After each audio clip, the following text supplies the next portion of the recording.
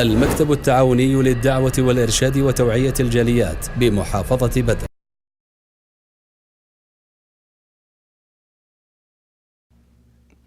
الحمد لله رب العالمين والصلاة والسلام على أشرف الأنبياء والمرسلين نبينا وحبيبنا محمد وعلى آلہ وأصحابہ اجمعین اما بعد. محترم سامعین کرام، اللہ کی عطا کردہ زندگی کے اندر اگر آج ہم اللہ کی نعمتوں، اللہ کی عطاؤں سے مستفید ہو رہے ہیں، لطف اندوز ہو رہے ہیں، بہرہ مند ہو رہے ہیں، تو اس کے ساتھ ساتھ کسی نہ کسی جگہ پہ ہمیں آزمائشوں، تکلیفوں اور مصیبتوں کا بھی سامنا کرنا پڑتا ہے. اگر آج ہم کسی مقام پہ خوشیاں حاصل کرتے ہیں تو کئی جگہ ایسی ہیں جہاں پہ ہمیں غمیوں کا سامنا کرنا پڑتا ہے. اگر آج ہم کسی امتحان کے اندر کامیاب ہیں تو بعض امتحانوں کے اندر ہمیں ناکام بھی ہونا پڑتا ہے. تو یاد رکھیے، یہ وہ جگہ جہاں پہ ہم ناکام ہوتے ہیں، پریشان ہوتے ہیں، ہمیں تکلیفیں، مصیبتیں اور آزمائشیں پہنچتی ہیں، انسان اسی موقع کی تلاش میں، اسی مقام کی تلاش میں لگا رہتا ہے، اور اس مقام پہ، اس موقع پہ وہ فوراً ہم سے ہمارے ایمان کو چھین لیتا ہے، وہ فوراً ہمارے ایمان پہ حملہ کرتا ہے اور ہم سے ہمارے ایمان کو چھین لیتا ہے. تو ایسے موقع پہ ایک مسلمان کا، ایک مومن کا عمل کیا ہونا چاہیے، کردار کیا ہونا چاہیے؟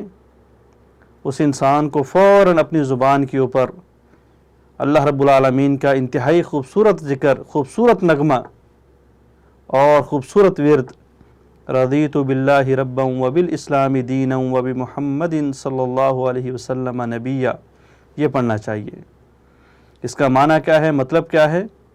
اس کا معنی اور مطلب یہ ہے کہ رضیت باللہ ربا، اے اللہ میں تجھ کو رب ماننے کے ساتھ راضی ہو گیا.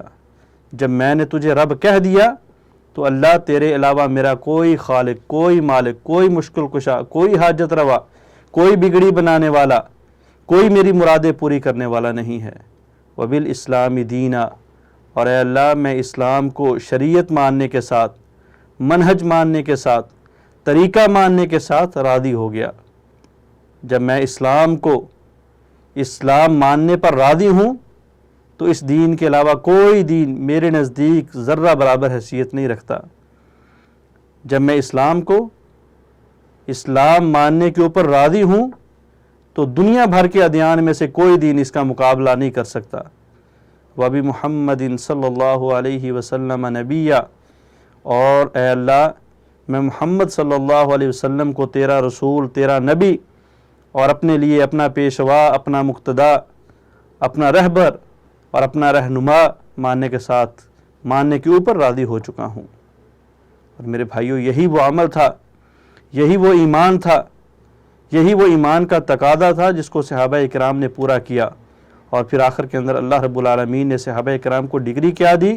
فرمایا رضی اللہ عنہم ورضوا عنہ، اے لوگو اگر تم مجھے رب ماننے کے اوپر راضی ہو گئے تھے، میرے دین کو اپنے لیے منہج اور شریعت ماننے کے اوپر راضی ہو گئے تھے، اور میرے پیغمبر کو میرا نبی اور رسول ماننے کے اوپر راضی ہو گئے تھے، تو جاؤ میں دنیا کے اندر بھی تمہارے اوپر راضی اور آخرت کے اندر بھی تمہارے اوپر راضی، اور میری رضامندی یہ ہے کہ میں نے تمہارے لیے ہمیشہ ہمیشہ کی جنتیں تیار کر رکھی ہیں.